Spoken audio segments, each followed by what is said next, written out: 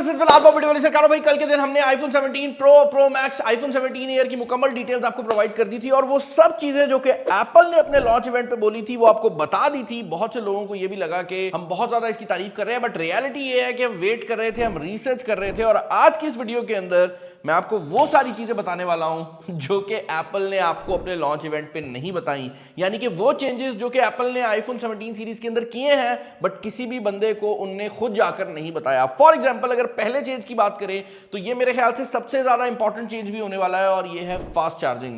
Apple ने अपने launch event पर कहीं पर भी एग्जैक्ट नंबर्स नहीं बोले, बट अगर मैं आपको ये बताऊं कि आईफोन 17 प्रो सीरीज जो है वो 60 वॉट की फास्ट वायर्ड चार्जिंग सपोर्ट करती है, तो शायद आप हैरान हो जाए बट रियलिटी यही है कि एप्पल ने आईफोन 17 सीरीज के अंदर 60 वॉट की फास्ट चार्जिंग जो है वो ऐड कर दी है। अब एप्पल ने इसको बड़ा डिफरेंट तरीके से किया, जहां पर दूसरी कंपनीज कहती हैं कि हमारे फोन के अंदर 120 वॉट की चार्जिंग है या 45 वॉट की चार्जिंग है, एप्पल ये कहता है कि हमारा फोन जो है वो 40 वॉट्स के ऊपर हर टाइम चार्ज हो सकता है। तो अगर आप 40 वॉट का चार्जर लगाते हैं आपके लिए वो मोर देन इनफ है। बट एप्पल खुद एक 60 वॉट का भी चार्जर सेल करता है जिसको वो लेबल 40 वॉट ही करता है, बट साथ ये बताता है कि भाई कभी कभार मतलब जब मोबाइल फोन की बैटरी बिल्कुल लो हुई होगी तो क्विकली चार्ज करने के लिए ये बर्स्ट मारेगा 60 वॉट के। मतलब ये है कि ये कॉन्स्टेंटली 60 वॉट पे चार्ज नहीं करेगा, लेकिन जब जरूरत पड़ेगी तो कुछ कुछ टाइम में ये 60 वॉट के जो बर्स्ट है वो मारेगा, ताकि जो बैटरी लाइफ है वो इफेक्ट ना हो। क्योंकि जितनी ज्यादा फास्ट चार्जिंग आप डालते जाते हैं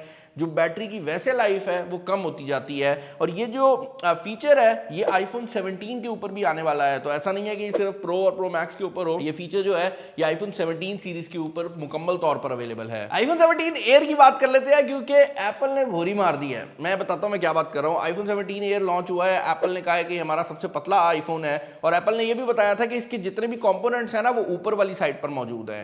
अगर मैं आपको ये बताऊं कि इस मोबाइल फोन का स्पीकर भी जो है ना वो ऊपर वाली साइड पर ही है, कहने का मकसद यह है कि जो नीचे वाली साइड पर स्पीकर की ग्रिल है वो एक्चुअल में स्पीकर है ही नहीं, वो सिर्फ माइक की पोर्ट्स दी गई हैं। आपके मोबाइल फोन में एक्चुअल में स्पीकर होने ही नहीं वाला। जो आपका ईयर पीस है जिसके थ्रू आप कॉलेज सुनते हैं उसी की लाउडनेस को बढ़ाकर स्पीकर का काम लिया जाएगा। जो एक्चुअल नीचे वाला स्पीकर है वो मौजूद ही नहीं है आईफोन 17 एयर में। तो जहां पर लोग कह रहे थे कि इसकी बैटरी लाइफ बुरी होने वाली है, there is a high chance कि इसकी स्पीकर क्वालिटी भी बुरी हो। एप्पल ने आईफोन्स के साथ एक और प्रोडक्ट को भी लॉन्च किया था जो कि एयरपॉड्स प्रो 3 थे, और एयरपॉड्स प्रो 3 का एक बहुत बड़ा हाईलाइटिंग फीचर ये था कि उनके अंदर लाइव ट्रांसलेशन का फीचर आ गया। यानी कि आप एयरपॉड्स लगाकर अगर किसी बंदे से बात करते हैं तो अगले बंदे की आवाज को आपके एयरपॉड्स ऑटोमेटिकली ट्रांसलेट कर देंगे। अब एप्पल ने ये तो बता दिया कि ये एयरपॉड्स प्रो 3 में अवेलेबल है, एप्पल ने ये नहीं बताया कि ये फीचर एयरपॉड्स प्रो 2 और एयरपॉड्स 4 जो कि ऑलरेडी लॉन्च हो चुके हैं उनके अंदर भी अपडेट के थ्रू आ जाएगा। तो आपको एयरपॉड्स प्रो 3 खरीदने की जरूरत नहीं है अगर आप लाइव ट्रांसलेशन का फीचर लेना चाहते हैं।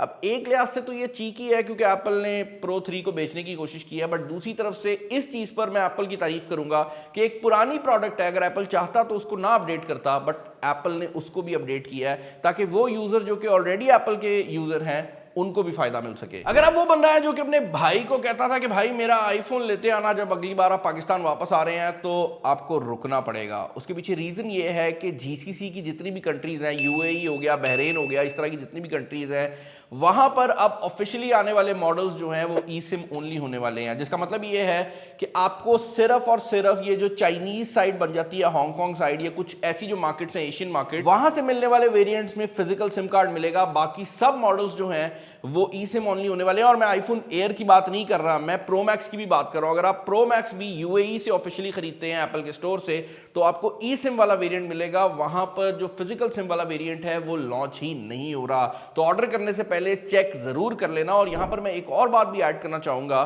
कि ई सिम वाला जो वेरिएंट है उसके अंदर अब बैटरी लाइफ बेहतर होने वाली है। पहले क्या होता था, एप्पल जिस फोन के अंदर ई सिम डालता था वहां पर वो एरिया जो है सिम वाली जगह का वो जाया हो जाता था। बेसिकली एप्पल वो खाली जगह छोड़ देता था, लेकिन इस बार एप्पल ने किया ये है कि उनने ई सिम वाले यूजर्स को ज्यादा बैटरी लाइफ दे दी है। तो अगर आप प्रो मैक्स खरीदते हैं जिसमें सिम डलनी है और आप प्रो मैक्स खरीदते हैं जिसमें ई सिम है, तो दोनों की बैटरी लाइफ में डिफरेंस है। और ये डिफरेंस कोई छोटा मोटा भी नहीं है, 300-400 mAh का डिफरेंस है।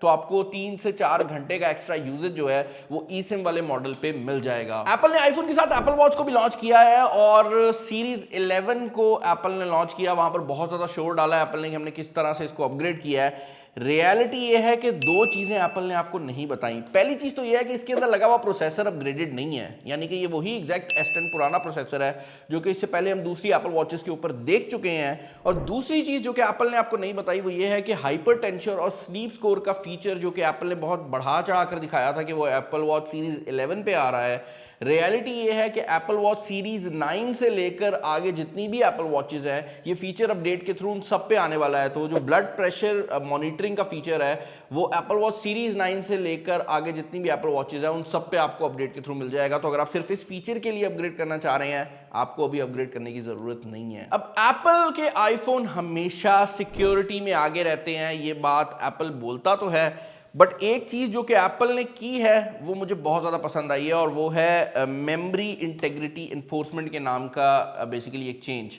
जिनको नहीं पता इसका मतलब क्या है, इसका मतलब ये है कि आईफोन ऑलरेडी बहुत ज़्यादा सिक्योर है। तो आईफोन के केस में वो नहीं होता कि एक बहुत बड़ा मालवेयर है जो हर जगह फैल गया, एप्पल बहुत ज़्यादा अपडेट्स देता रहता है। बट आईफोन के केस में क्योंकि बहुत ज़्यादा जो इंपॉर्टेंट लोग हैं वो आईफोन को यूज़ करते हैं, तो स्टेट एक्टर्स यानी कि मुल्क अपनी एजेंसीज को यूज़ करके इसको ब्रेक करने की कोशिश करते हैं। अब ये अटैक ऐसे नहीं होता कि भाई सबको अटैक कर दो, ये अटैक ऐसे होता है कि एक खास बंदे को टारगेट करके उस पर अटैक किया जाता है। और यूजुअली इसका जो तरीके का यूज़ होता था वो बेसिकली मेमोरी अटैक्स होते थे। मेमोरी अटैक का मतलब यह है कि जो रैम होती है मोबाइल फोन की उसके डेटा को करप्ट किया जाता था और उसके थ्रू ये होता था। एप्पल ने एक नया सिस्टम इंट्रोड्यूस किया है जहां पर अब कोई भी सॉफ्टवेयर जब किसी मेमोरी को एक्सेस करेगी तो उसके साथ एक कोड होगा जो वेरीफाई होगा, ताकि जो सॉफ्टवेयर मेमोरी को एक्सेस कर रही है एप्पल ये वेरीफाई कर सके कि वो अपना डेटा ही एक्सेस करे। ये ना हो कि लेट से आपके मोबाइल फोन में एक सॉफ्टवेयर इंस्टॉल्ड है व्हाट्सएप और वो जाकर आपकी किसी और सॉफ्टवेयर का टिकटॉक का डेटा एक्सेस कर रहा हो। तो इस चीज को रोकने के लिए बेसिकली MIE को इंट्रोड्यूस किया गया है। ये बहुत नीश चीज है बट मुझे खुशी हुई है कि एप्पल ने इसको इंट्रोड्यूस किया है। एक और चीज जो कि एप्पल ने बिल्कुल भी अपने इवेंट के ऊपर अनाउंस नहीं की बट एप्पल ने चेंज किया है वो ये है कि अब आईफोन 17 सीरीज के अंदर आपको 25 वॉट की फास्ट वायरलेस चार्जिंग भी देखने को मिल जाएगी, जो कि बेसिकली ची 2.2 का स्टैंडर्ड बन जाता है। हमने अपने लीक्स में ऑलरेडी ये बात बता दी थी। बट एक चीज जो कि यहाँ पर ऐड करनी जरूरी है वो ये है कि आईफोन 17 जो है उसमें भी 25 वॉट है, प्रो और प्रो मैक्स में भी 25 वॉट है। जो एयर है बेचारा उसके अंदर 20 वॉट की फास्ट चार्जिंग दी गई है, क्योंकि एयर के अंदर हर चीज में ही ना एप्पल ने कुछ ना कुछ निकाल दिया है। इसके अलावा आईफोन एयर के अंदर जो नीचे टाइप सी की पोर्ट है वो पहली बार है कि किसी प्रो सीरीज के प्रोसेसर के साथ भी USB 2.0 है, यानी कि वो बहुत स्लो पोर्ट है। तो आप उसके थ्रू जो हाई एंड चीजें हैं जो वीडियो के मोड्स थे प्रो सीरीज के वो यूज नहीं कर पाएंगे। एक और चीज जो कि यहाँ पर ऐड करना जरूरी है वो ये है कि एप्पल ने एक नया पावर बैंक भी लॉन्च किया है जो कि बेसिकली एक मैगसेफ पावर बैंक है। लेकिन अगर मैं आपको ये बताऊं कि वो भी सिर्फ आईफोन 17 एयर के साथ चलेगा तो ये गलत नहीं होगा।